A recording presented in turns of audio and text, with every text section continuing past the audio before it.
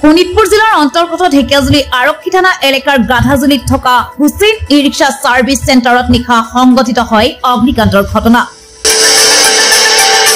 আজি পুৱা আনুমানিক 8:30 উক্ত বিষয়টো গম পালে স্বত্বাধিকাৰীয়ে। উল্লেখ্য যে ঢেকিয়াজুলি আৰক্ষী থানা এলেকাৰ গাধাজুলিত থকা ই ৰিক্সা সাৰ্ভিস চেণ্টাৰত নিশা এই অগ্নিকাণ্ডৰ ঘটনা সংঘটিত হয়। উক্ত অগ্নিকাণ্ডত সাৰ্ভিস চেণ্টাৰটোৰ প্ৰায় 3 লক্ষাধিক টকাৰ ক্ষতিসাধন হৈছে বুলি সংবাদ মাধ্যমত অৱগত কৰিলে উক্ত সাৰ্ভিস চেণ্টাৰৰ স্বত্বাধিকাৰী মাইনুল হুছেইনে।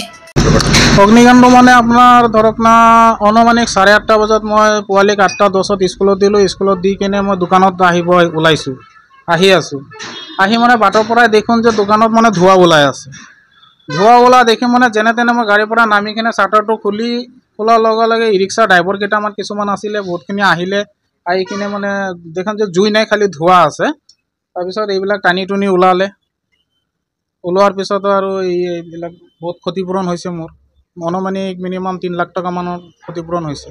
উক্ত ই ৰিক্সা সাৰ্ভিস চেণ্টাৰত কিহৰ পৰা অগ্নিকাণ্ডৰ ঘটনা সংঘটিত হল বিষয়টো এতিয়াও পোহৰলৈ অহা নাই।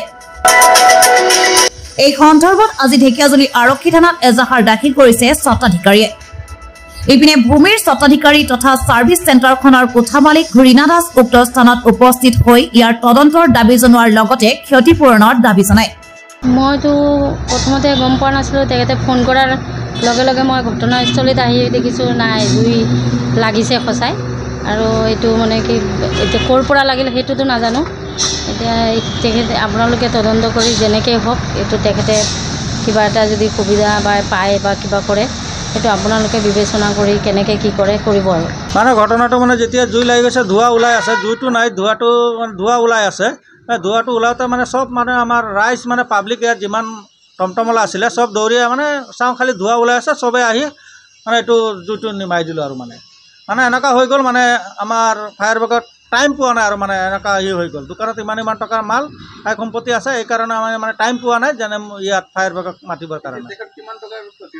এনেই মানে মিনিমাম ধৰক না 3 লাখৰ ওপৰত মান হ'ব, এইটো আমি এটা অনুমান কৰিলোঁ। আৰু সেইদিনাখনে মানে গুৱাহাটীৰ পৰা মাল কিনি আনি খালি দোকানত সোমাইছেহে, সেইটো কাৰণে আমি এনেকুৱা এটা টাচ কৰিলোঁ আৰু মানে।